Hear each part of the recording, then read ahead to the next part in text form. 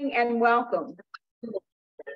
We are the Program and Services Standing Committee of the Community Advisory Board under Safety and Realignment. Let's set the table, board members, and for those in the audience with some housekeeping items. For those in the public, please keep your participation on mute. For those on the phone, please use *6 to mute and unmute. We'll hear comments first from the board and then from the public by raising your hand. Our purpose is to advance just reinvestment and protect community investments. Some of our responsibilities are: 1, recommend program-related policy around both existing and new funding opportunities with a focus on evidence practices, both local, regional, and national, looking for innovation and recommendations for implementation. Our second responsibility, to engage providers to educate CAB and/or committee members about their work, outcomes, needs, and recommendations. Thirdly, we promote a structure for and implementation of a comprehensive needs assessment for the county's reentry population, what's working and what's needed. Also to inform future program recommendations and funding allocations. And lastly, but not least, we participate in program and service-related RFP development process and panels by assignment from committee chair and/or CAB overall. We are grateful to those who are members of this committee and so appreciated their time and commitment. Now, let's move on to our agenda. Ozzy, did you want me to take roll to establish quorum? Yes, thank you so much. No problem. Ozzy Carter. Present. LaTanya Thompson. Present. Raina Moore. Present. All 3 board members are here. Quorum is established. Thank you for that. Well, with introductions, we'd like to go around the table, first of all, to introduce our board members. We'll begin to my right. Good morning, LaTanya Thompson, and this is my first year on the board. My name is Raina Moore, and this is also my first year on CAB. Good morning. My name is Ozzy Carter. This is my 3rd year as a CAB board member. Now we'll have introductions from our staff. Hello, my name is Garyana Youngblood, and I'm with the ORJ.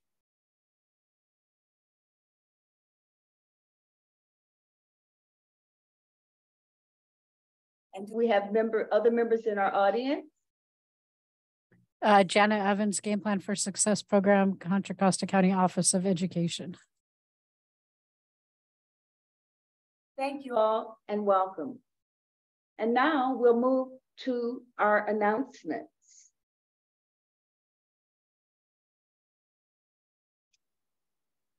Any announcements? No announcements for me, LaTanya Thompson. None from you either, Rena.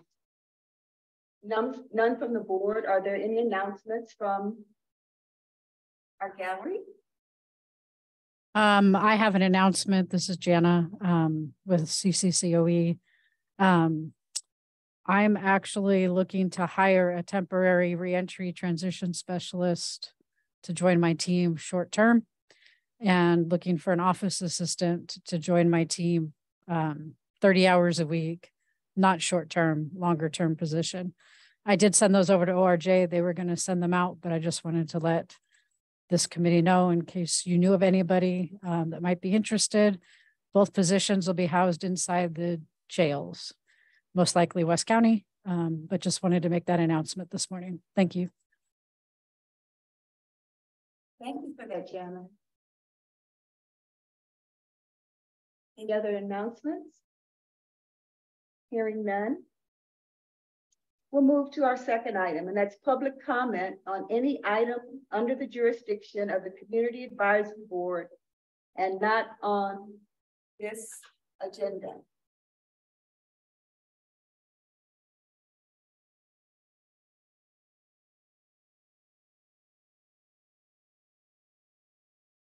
Hearing none, we'll move to our third item, the approval of our minutes from our last meeting, July 28th. Tax Program Services Subcommittee. We'll take a moment to go through if we haven't reviewed the minutes. And I will be seeking a motion for acceptance. This is Rena Moore. I motion for the minutes to be accepted. Latanya Thompson, I second the motion.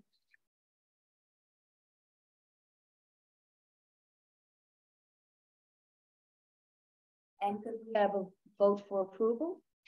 Yes. Ozzy Carter, Aye. Latanya Thompson, Aye. Raina Moore. Aye. 3 ayes, motion carries.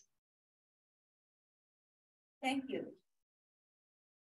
Moving on to our next item.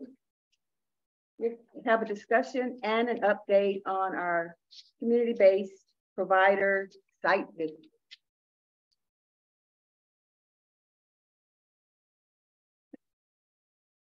Do you have any update? Yes. So this is Latanya. I had the opportunity to speak with Bay Area Legal in regards to the service that they provide and information as well as how they've been impacted. And so with the need that they have that they provide the community, they could use some additional help. It was nice to know that they actually have office hours where someone could call in on that day and get help for 45 minutes to an hour. So it was nice to know that they had those hours. I also spoke with the second one. Have it now. Who's it? Centerforce, I'm sorry. I spoke with Centerforce and I had a lengthy conversation with them about the service that they provide both to male and females, the different locations, and then how they assist people with not only court dates, but the support that they need to make sure that they are re-entering and a success in that.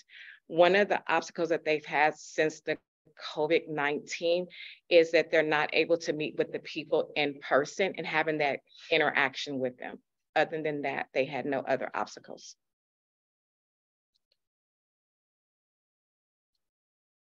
Hi, this is Rena. So I went for a site visit at Men and Women of Purpose on August 9th. Love the program, love all the services they offer.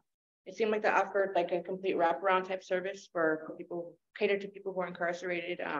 Offered services from one-on-one support services, weekly support groups, reentry planning, reentry and mentoring, support after release from custody. They do identification card vouchers. They offer a whole bunch of services, not just what's listed here, but so I loved all the services they offered. And it's great that they work in the jails too. That was awesome.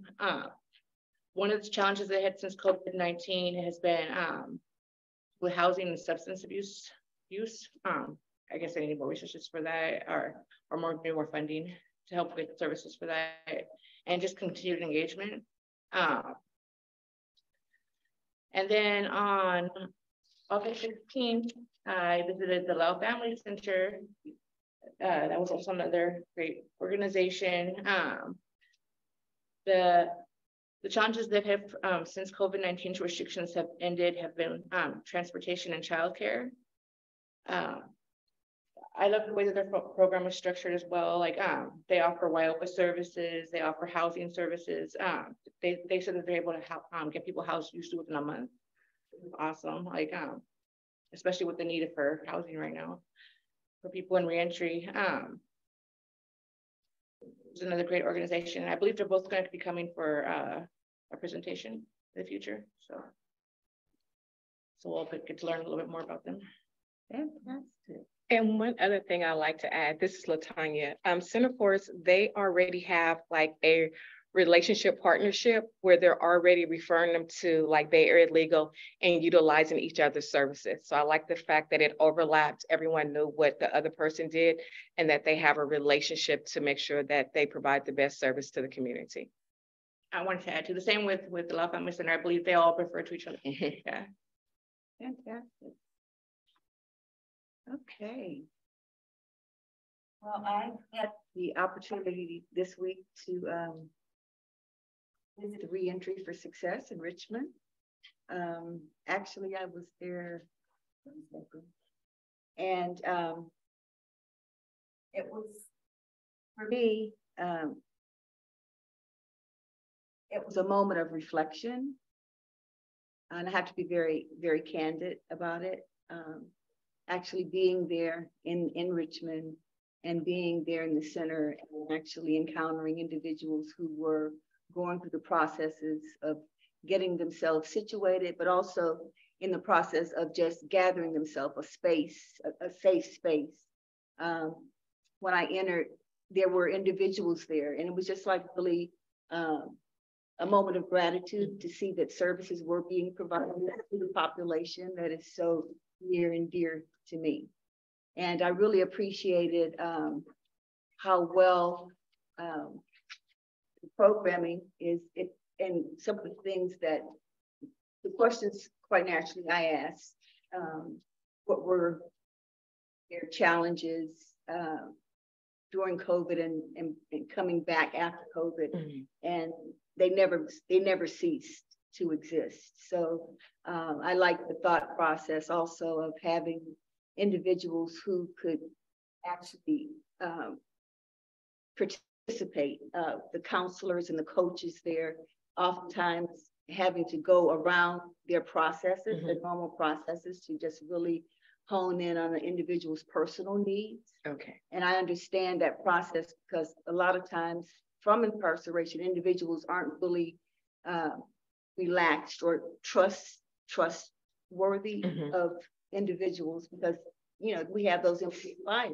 Yes. And just to try to break those barriers and making sure that they take that extra step and offering a variety of programs that not only, and I have to really apologize, I don't have the listing of the names. I took a lot of notes, but what I really appreciated was the serving those individuals with disabilities. And that's one of the things that I believe we're trying to advocate more for, to make sure individuals who have disabilities, both those that can be identified or visually, and then those that are not. And disabilities can come in an array of sizes and characteristics, but being on the alert and being not only culturally sensitive, but also sensitive to those underlying needs that need to be met and maybe not identified. And I think the other item that was really synonymous with what I've been hearing, specifically from our last full CAB meeting, was when Dante was speaking of one of the challenges was the space in which they reside and navigating that. And in conjunction with me being there on site, I can understand that dynamics because I got to see how they're established, their entire layout, and where their classes are, where their supports and their coaches are. So I identified with that, and I'm really glad Tiffany, I hope I'm not assassinating her name, but she was very thorough. I have to be honest, I did have an appointment with Kat Mims. I got started on my way. My appointment was at 11. I left my house at 9:30 so I could be punctual. And before I got on the freeway, I got an alert on my dash that I was losing air in my right rear tire. So I tasked over I was really close, and it took me an hour to get everything straight. So I didn't have the opportunity to sit down with Pat, Okay. but he did. I did get an opportunity to say hello. But I was very comfortable with Tiffany. She's very, very passionate about the work that she does. And I felt very comfortable and very confident in my interactions and communications with her. As we move forward, I guess I'm kind of long-winded. No, not at all. Can you guys still hear us okay? Perfect. Okay, anything else that we want to talk about? I do have one other site that I need to visit, and that's Rubicon. I did have an appointment, and it has to be rescheduled, no fault of mine. But hopefully by our next meeting, I'll be able to check in. I think everyone else is completed with their. Yeah.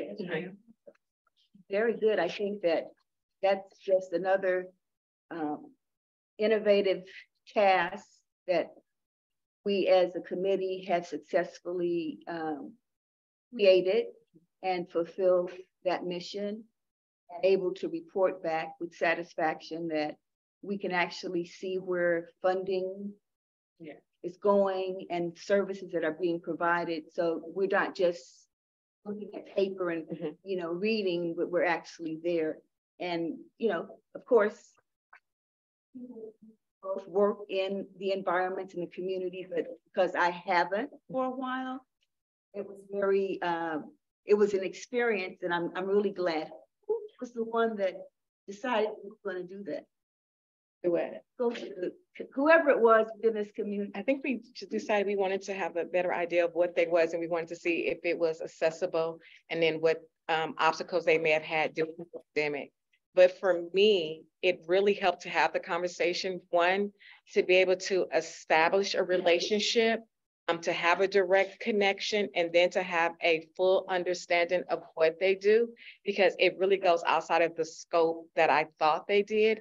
Even with Center for State, focused originally on fatherhood, and now is that they're focusing on mothers, and mothers have actually become the population that they service more. And so it was just really interesting to see where they started, where they are now, the relationships, the success stories from the people that they've hired. So for me, it was very helpful. And I just felt like there was a connection, and they both gave me permission to call them and, to just continue to build on the relationship. The same with the Lao Center and Men and Women of Purpose. Like for the Lao Center, I love that they keep on coming up with creative, new, innovative ideas to be able to help with like their family focused. Like they offer they're trying to create a program. I'm sorry, I can't articulate my words, but they're trying to create a program right now where they put transportation to people in reentry to different CBOs. So they, because I guess that's one of the main challenges they've been facing, is getting people to these different agencies, because like if you're straight out of jail and you don't have a place to stay, you have no job, how are you going to get money to go to all these places and get these services that you really need? So I thought that was awesome. And then with Men and Women of Purpose, the whole way they have everything structured, it's just really wonderful. I like that they hire peer support specialists from Spirit, because I'm Spirit graduate too. So that was cool. Like to have people with lived experience working in the office and everything, they're able to relate with people. And I like that they have people who speak different languages there too. That was awesome too. So they were able to connect with people like Spanish and things like that. That was awesome too. So you just made some great things that I didn't speak on. I have notes here, I need to read them. One of the things that Reentry for Success, they have an 18-week horticulture program. And I didn't get to go to the spot where they were growing different vegetables and roses, and they get certificates after they've completed 18 weeks. And it's for serving, the youth from 18 to 30 are the individuals that are participating in that particular activity. And one of the things that really was affiliated with our disability piece, it was brought to my attention that they have an individual who is legally blind who comes to that center, and how he actually feels so included and how he navigates within the center, and how that has been a life-changing place for him to come and integrate himself. They also have a clinician that's here every Wednesday, and they have on-site substance abuse counselors and 5 reentry coaches.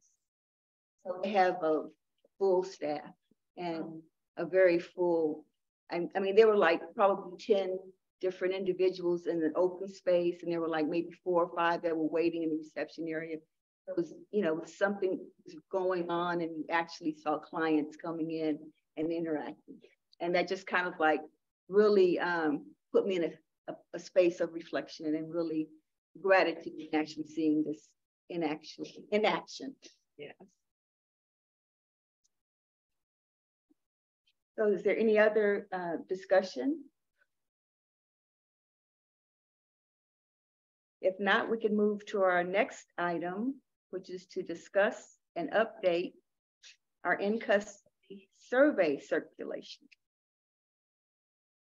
So that will be with me. Hi, everybody. This is Patrice Hillary here from Office of Reentry and Justice. So we did receive an update on the status of the survey responses from the Sheriff's Office. So to date, they have received 12 completed surveys across all 3 facilities. They were just submitted over to us actually this morning. So we are going to do the work of inputting that information in an electronic format and hopefully turn around analysis pretty quickly given the low response rate that we have so far.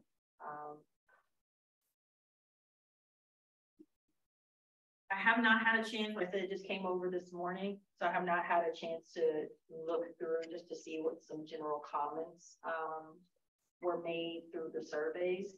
But our hope is that we can give you guys more of a formal presentation on the results of the day.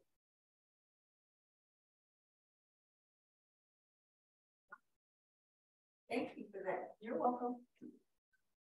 Any questions? Yes. Was it from West County or Martinez that we got the surveys, or from both? All 3 facilities. Marsh Creek Detention Facility, Martinez Detention Facility.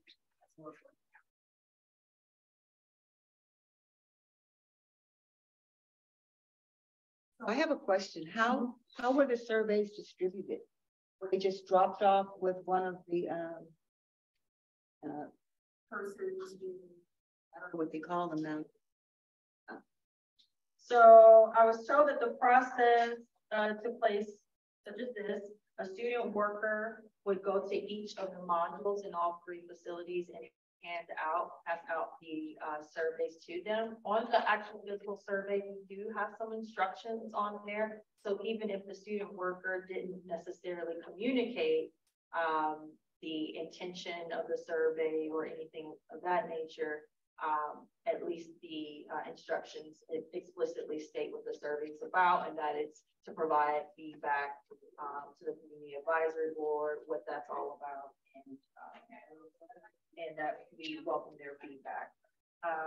And then following the surveys being distributed to each physical survey being distributed to each module, those same student workers then went back to all of the facilities at the end of the week. So that would have been end of last week to pick up surveys, handed out more and communicated the day that they were returned to pick them up. So it does seem like there was some communication at the very least of giving you more opportunities and more time to fill out and to turn it over to the student worker.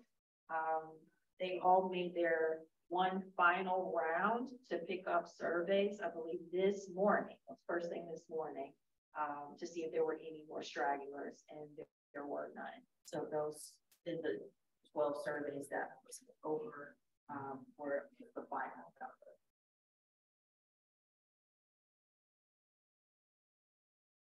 And keep in mind, the survey was circulated within a week period of time. Okay. So.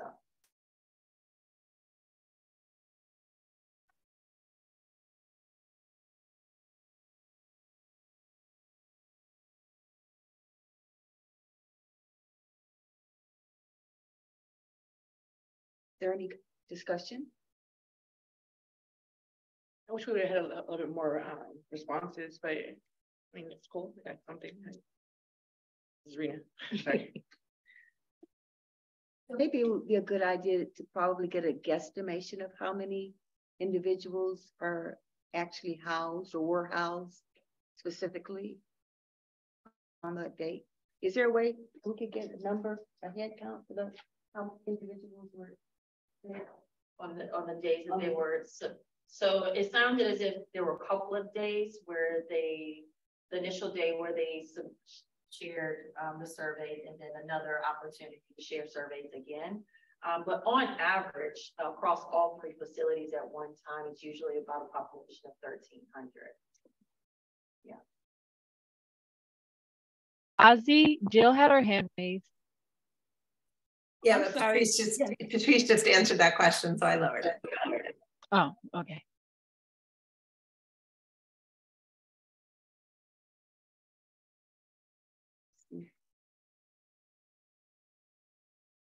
I would just add a little subnote here, and I don't remember if it's been stated in this meeting or outside this meeting, but as part of CalAIM, Health Services is also doing a survey of incarcerated individuals, which that information will be available publicly when they're done with their surveying. So it might be another, and this part. And then I would also note that when the CAB first did their surveys with the providers, the response was not that great. So, first time out, you got 12 responses.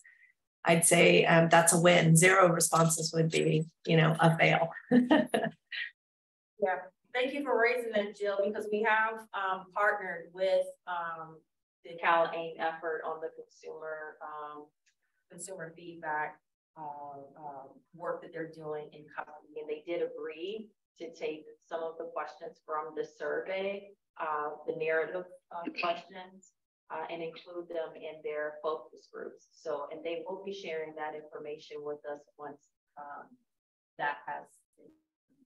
Okay. So we will get some additional, though again, it's focus groups, a smaller number, yet the information still be pretty rich. Okay.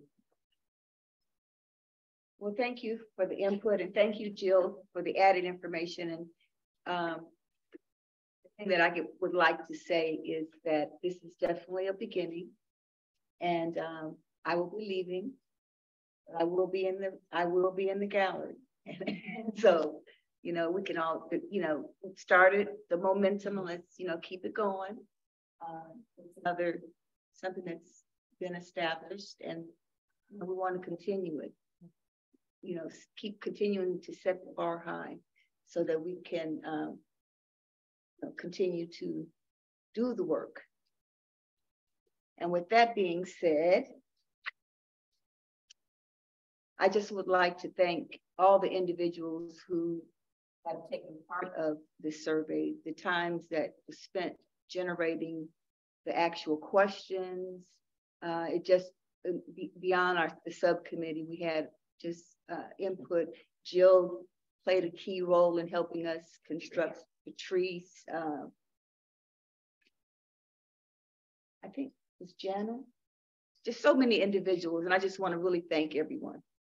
So moving on to our next item, and that's to discuss update on CBO presentation for future CAB Program and Services Subcommittee meetings. Yeah, I can provide an update on this. On behalf of the ORJ, I reached out to 7 different providers. From them, we have received interest from at least 5 providers who are interested in presenting to the subcommittee at the September-October meeting. So far, 2 providers have confirmed October 19th would be the perfect date to present. Those providers are the Reentry Success Center and Bay Area Legal Aid. And we are working with them to figure out logistics and presentation format. And then we're also waiting to hear from the other providers.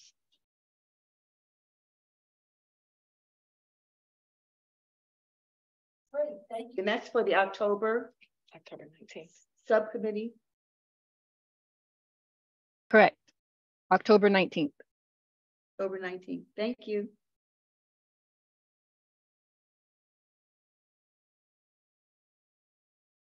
So, but you may very well have some presentations scheduled for your next meeting in September. Because we just don't know quite yet which of those providers will be on schedule for that meeting.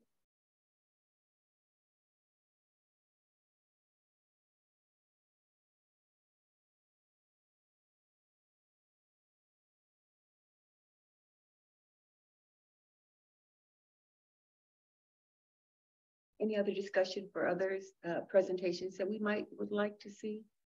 Maybe from county agencies? Can we get the names of the other 3 that were interested that have not confirmed? She said those 5. Yes, I received responses from the Reentry Network out Health Right 360, Lao Family Community Development, and Center Force.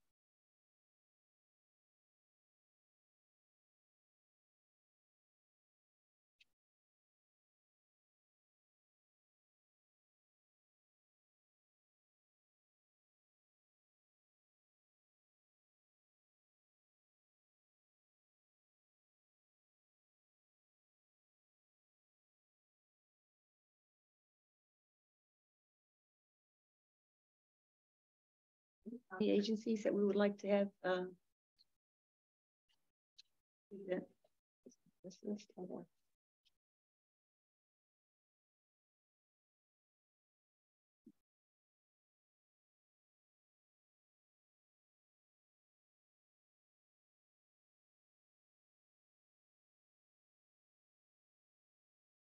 any suggestions or any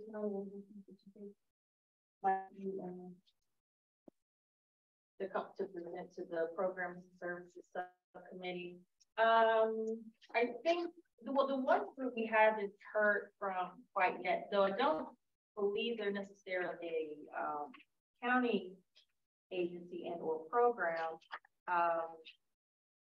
But there was some discussion about having them come in and speak to providing services with individuals living with disabilities.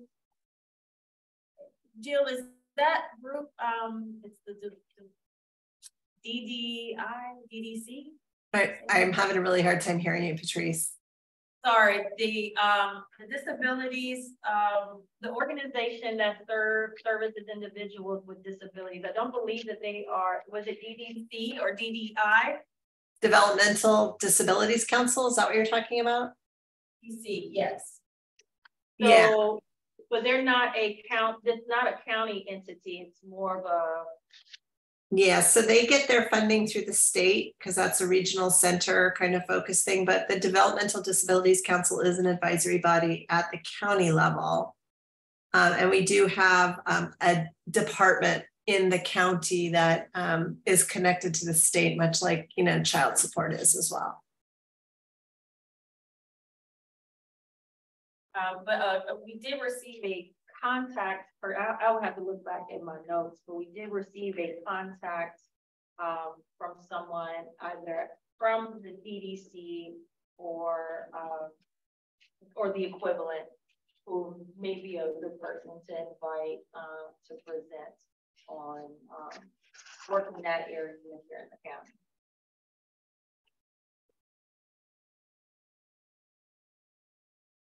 But otherwise, if you all recall, during the last 2 full CAB meetings, you heard from, though they did not give formal presentations on their programs necessarily, they did share what they felt were some gaps in services and what they felt would be one-time, how best to utilize that one-time allocation of AV online access funds. So you did hear from your leaders of your behavioral health division.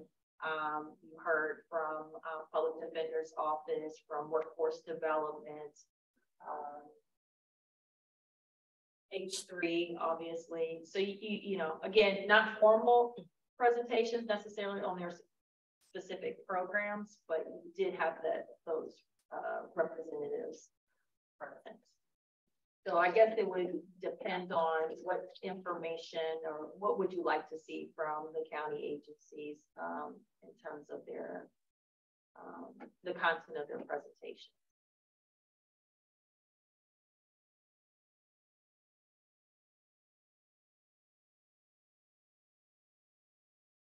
I have on here alcohol and other drug services. I would like to know, like, if they're in service or out service, how long the programs are, just so that we have more ideas of like what county they are, if they accept insurance and what insurance they accept. And then also for Office of Education, is that like helping them get a GED, or what does that look like for the Office of Education? So Office of Ed is pretty big and broad, but they do provide, there's adult schools that are ran within the jails. Okay. We also have our game plan for success. So you have Jana that's on the line now. They've provided presentations in the past on game plan for success. That's our pre-release planning program within all three facilities. That's under the umbrella of Office of Ed. Okay. Yeah, so there are a number of different ways that Office of Ed touches our justice population, both within the custody as well as outside. Okay. And then the other, you mentioned AODS. Yes, so we do have, so AODS, so Fatima Marisol was here at the, what month are we in? We're in August, so that was the Bill meeting. She was here along with Melissa Canal, who's the program chief for forensics mental health, and Suzanne Tavano, who's the director of the behavioral health division. So Fatima, who's the chief of AODS, she was present and she shared about some of the treatment that's being provided while in custody. They have 8109 drug counselors.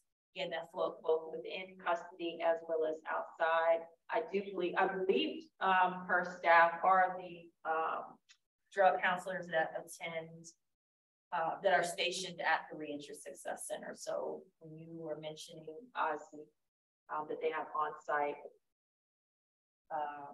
counselors, I believe it's from AODS. Yeah, and that program is Crossroads in custody. That's the fairly newly launched Crossroads program. And they've had one person, and I think they just got a second one. You know, filling those positions has been challenging. But so that is the AODS program is called Crossroads in custody.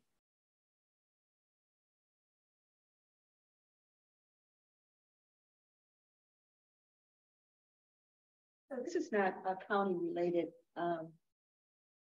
We received a request or a statement regarding guaranteed income. And I would like to get more information about, do we have any providers, or are we vested in any of those processes currently where we can get a little bit more information? I can look into it a little bit further. My understanding is that there's a guaranteed income working group that's been developed to explore how to utilize some, potentially utilize either some county resources or seek some philanthropic dollars to establish a guaranteed income, either initiative and or identify target groups, things of that nature. Actually, Rachel Rosekind on the Measure X CAB is the community member that brought forth that public statement and has been actively involved in a lot of the coordinating around that working group. So I can certainly follow up with her to see where things stand. I'm not sure, or Jill has her hand up. She may know a little bit more in terms of where this is being taken up. Yeah. Yeah, so the Board of Supervisors just had an item from the Employment and Human Services Division on Tuesday's board meeting about it. So that's something you might want to go back and watch that discussion. So they did just approve, there's ability within some of the funding that EHSD gets for things like, you know, the food and, you know, all of those services that people get. So there's waivers that you can apply for so that when somebody is part of a guaranteed income program, they don't lose benefits if they're on that wobble point where they may just earn a little too much and then they end up losing benefits. So the Board of Supervisors did just approve EHSD to apply for the waiver for one other piece of that for general assistance, so that that very small percentage of people who received those stipends won't lose their benefits. And it will cost the county a small amount of money, but it's you know, it's nominal in the great scheme of things. And there is, like Patrice said, a wider look at that, but there are several pilot programs that are being launched in the county that is not county run. Concord is doing one. I think Richmond is doing one. And they're just, you know, we're looking at some of the other models. Alaska has one, Stockton has one. And so there's a lot of models out there, and it's really about finding maybe what the right population, what the right model is. Alaska is the entire state, every person gets it, versus, you know, deciding what group in Contra Costa County would, you know, maybe benefit. So, there's a lot of work to be done to find a model that's right. And given there isn't a lot of this having been done in the past, there's not a lot of data. So it's really about looking at some of those other models and what ultimately the data will show, because I think the Stockton one was launched in 2021, which again, not a lot of time to determine what the outcomes are. So it's really just is kind of determining benefits. The interesting part is Alaska. One statistic, because that's the longest running one statistic that came out of Alaska is the guaranteed income pilot did not affect employment rates, meaning people continued to work. And, you know, of course, that's one of the things that people say is if you give people money, they'll stop working. And Alaska pilot has shown that is not true. And it actually decreased childhood obesity in their state, increased birth weight in children. So there are some really interesting outcomes out of Alaska. But anyway, so that's where we're at in the county.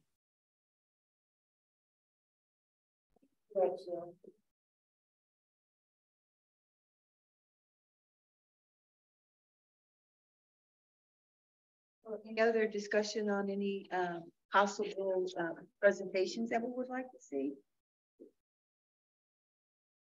I think we need this time. Well, we can always leave that as an open item on the agenda.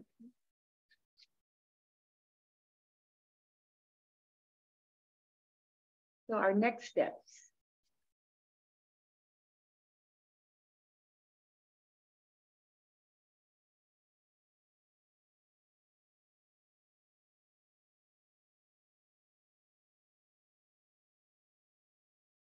Well, I still have one provider to report back on. We'll continue the discussion on surveys.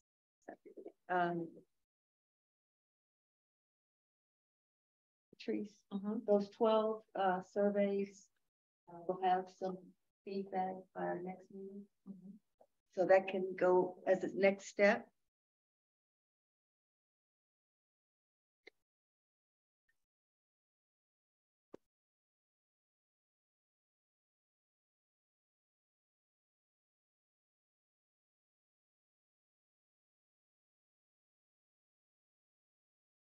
Anything else that we need to discuss? No, this is Latanya. One thing I could think of either, Serena.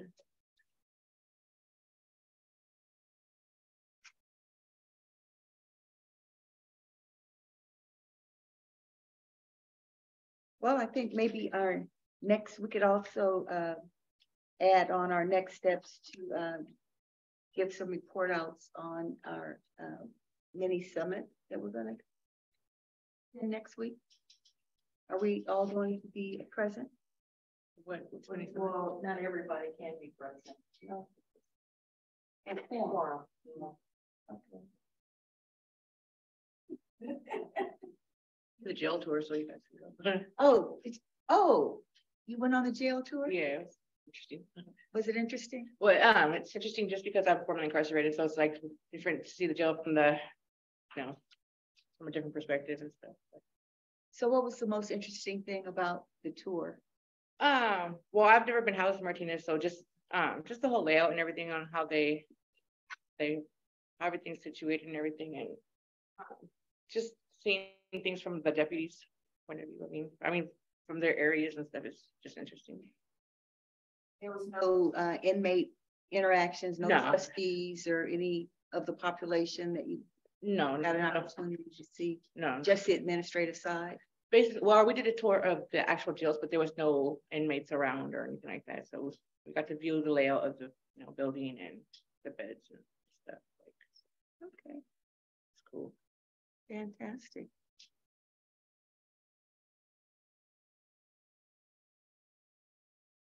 We can also include, I'll give a report out about our mini summit. It's going to be held next Wednesday at Reentry for Success. Okay.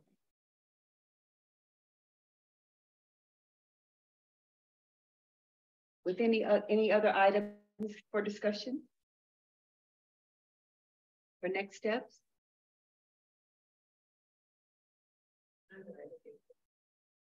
Hearing none?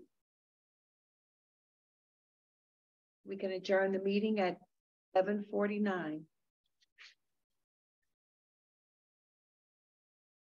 thanks everyone.